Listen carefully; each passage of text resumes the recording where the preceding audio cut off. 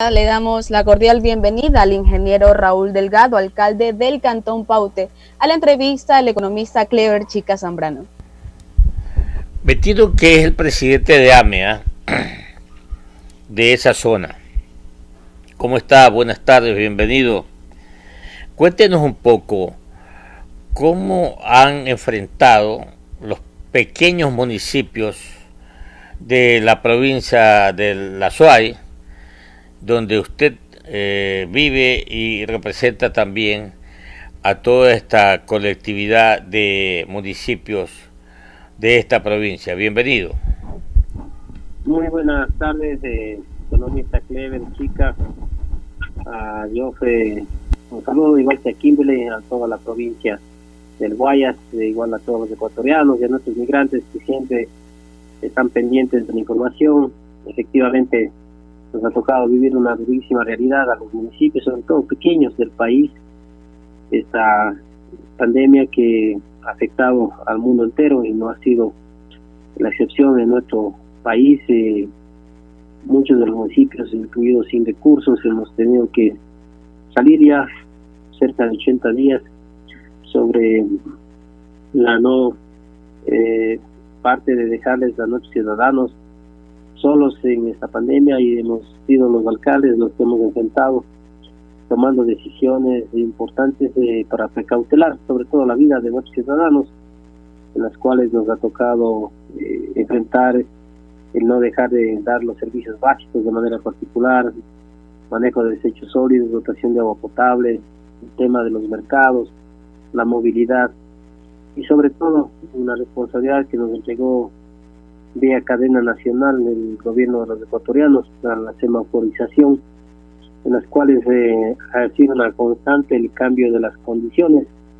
Mientras nosotros tomábamos decisiones en los cantones, hemos ido viendo que a través de Twitter o a través de alguna cadena nacional, las condiciones de la semaforización ha ido cambiando. Yo creo que a partir del 4 de mayo la ciudadanía se volcó a las calles, saliendo de un aislamiento en la cual ya no soportó más, y poco a poco se ha ido desordenando en las ciudades. Nos ha tocado enfrentar esta situación en muchos de los cantones.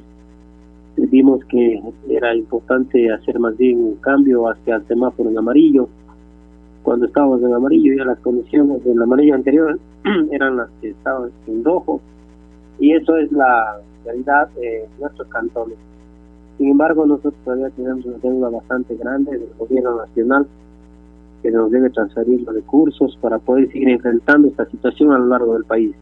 Desde AME Nacional hemos estado todos los días presentes en todo lo que ha decidido hacer el COE Nacional, llevando la información desde los municipios y trasladando las resoluciones desde el COE hacia los municipios, y con eso enfrentando esta durísima realidad, cumpliendo competencias que no son nuestras incluso, y muchos de los casos nos hemos visto envueltos en decisiones administrativas complicadas. Nosotros queremos sumarnos hacia el rechazo colectivo de la corrupción. Yo creo que es mucho más duro en época de pandemia. Se ven actos de corrupción, no es viable por ningún concepto del mundo, pero nosotros, los municipios, estamos haciendo competencias que no son nuestras.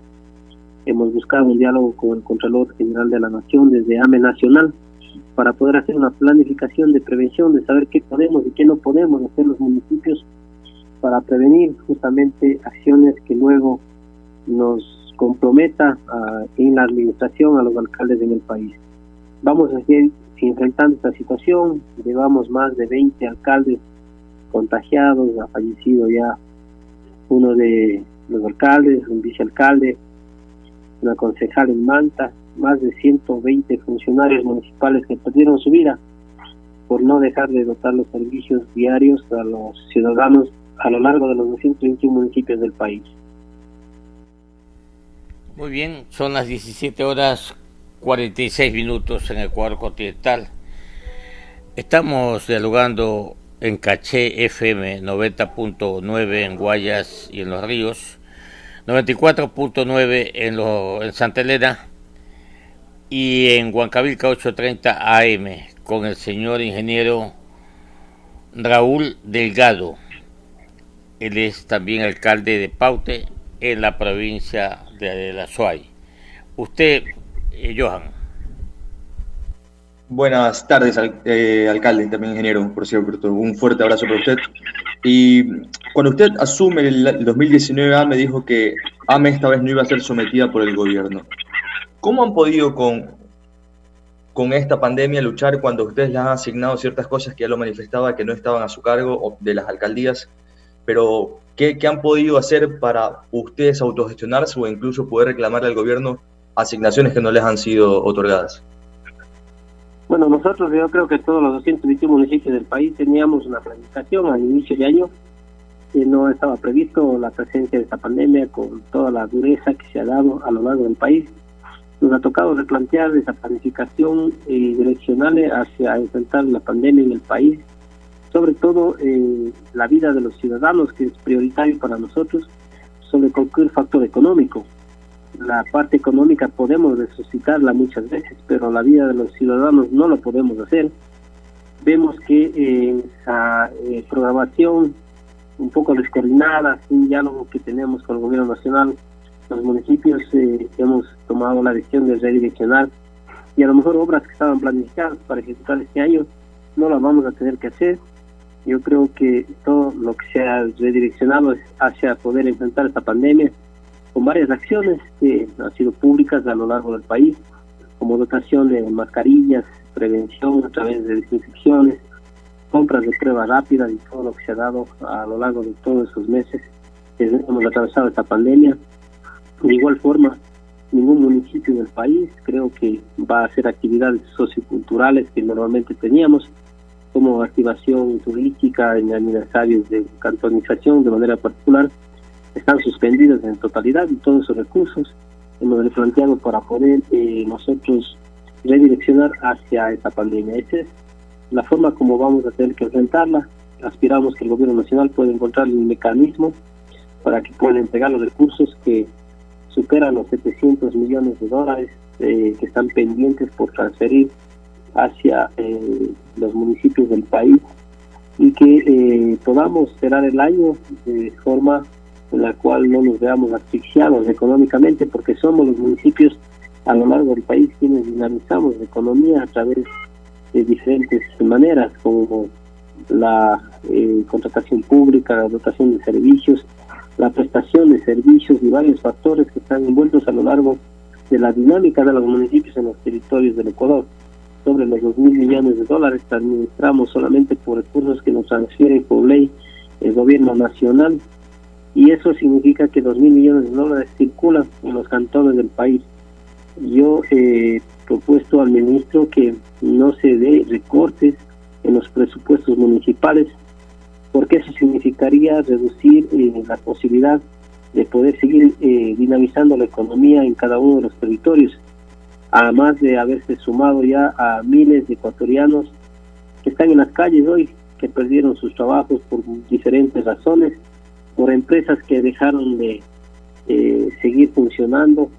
Muchos han sido despedidos a sus casas, hoy no tienen cómo llevar el pan para sus hijos, y nosotros creemos que la única forma de combatir esto es haciendo que circule los recursos a lo largo de los territorios en diferentes factores para que se dinamice la economía.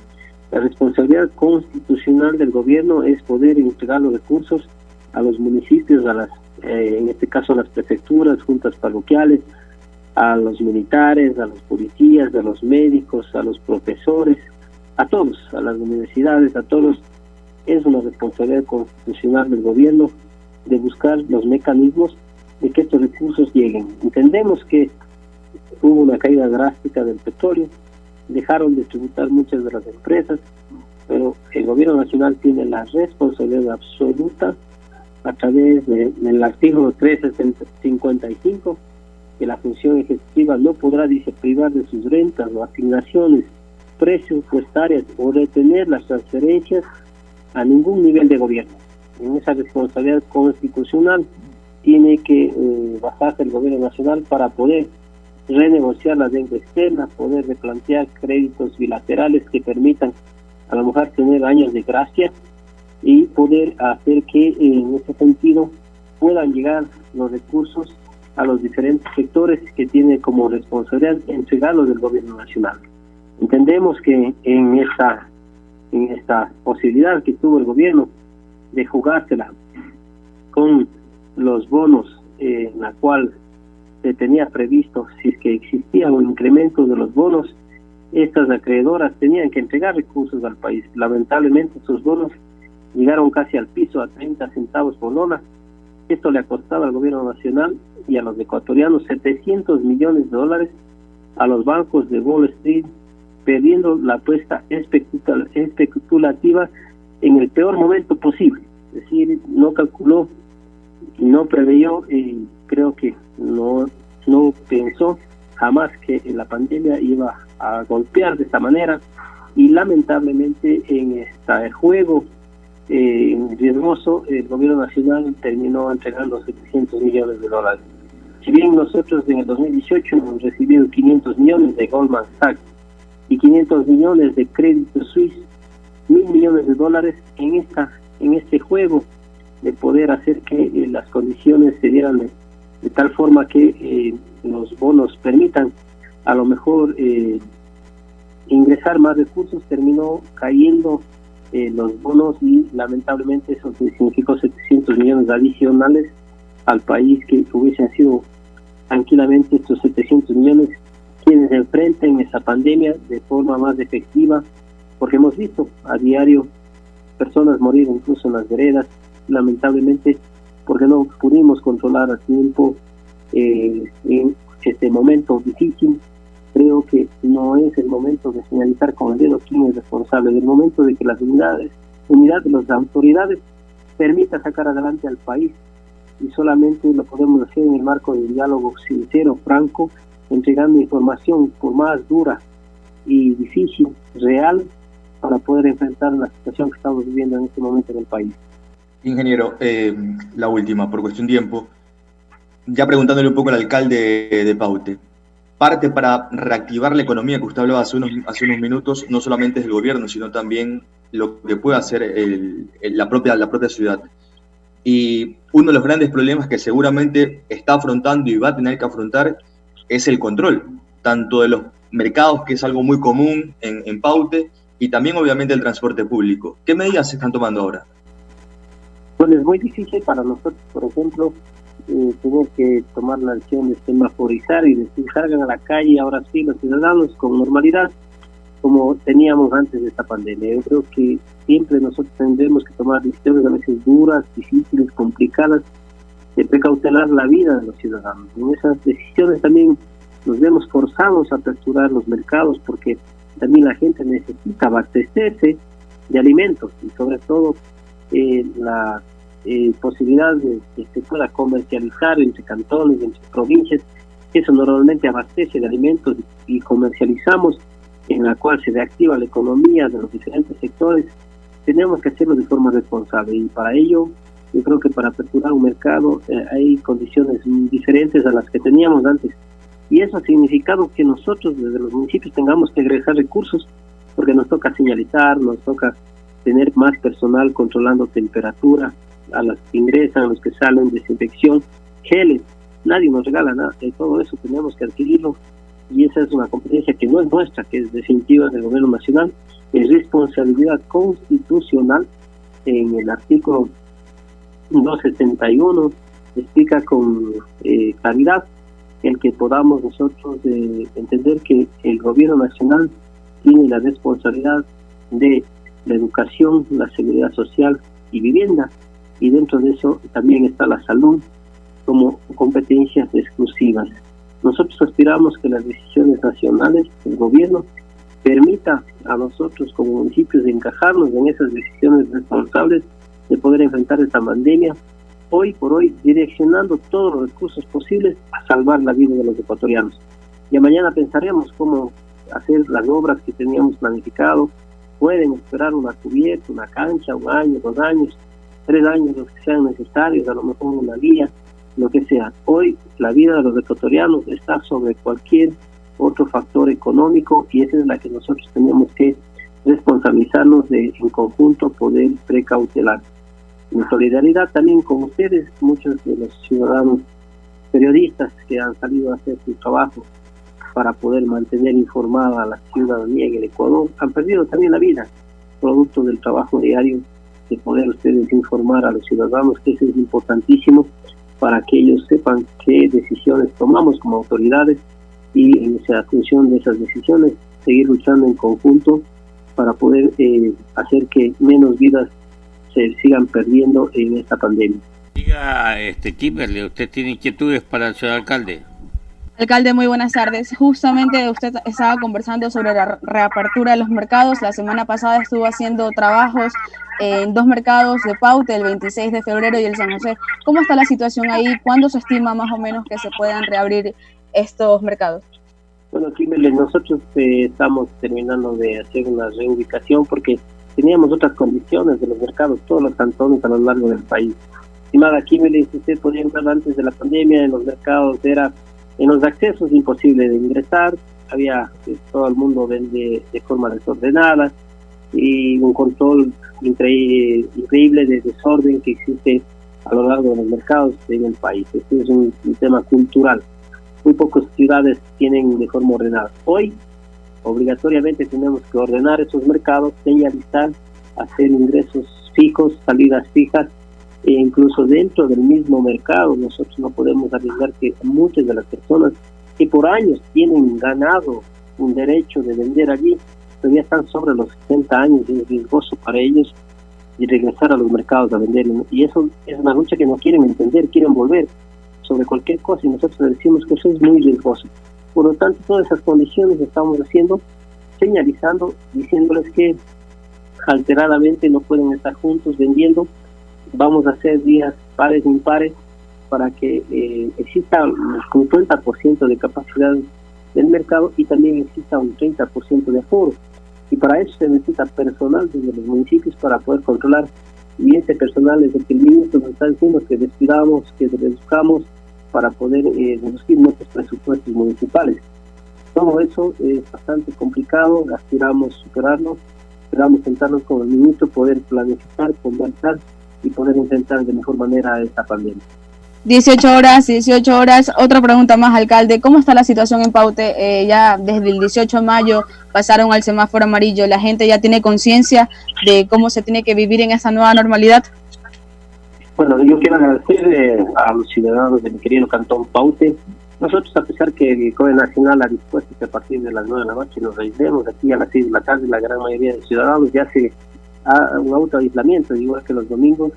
Conscientemente los dueños de los comercios, incluso todas las centros comerciales, las instituciones financieras han hecho pruebas masivas a todos sus empleados. Eso nos ha beneficiado para que la gente pueda tener la tranquilidad de poder hacer sus acciones diarias que tienen normalmente. Y nosotros constantemente estamos saliendo a las calles a insistir que no dejen de usar las mascarillas, que mantengan siempre el distanciamiento, y creo que la gente poco a poco se ha ido concientizando de que solamente una decisión colectiva permitirá combatir esta pandemia. En ese sentido, para nosotros quizás los cantones medianos, pequeños, es un poco más fácil controlar esta situación. Ciudades grandes es muy difícil. Usted a la ciudadanía, por más que le ponga policías militares, es muy difícil controlar. No hay conciencia colectiva y eso hace que la pandemia se vuelva comunitaria y se vuelva muy complicada, como hemos visto en las grandes ciudades de nuestro querido Ecuador.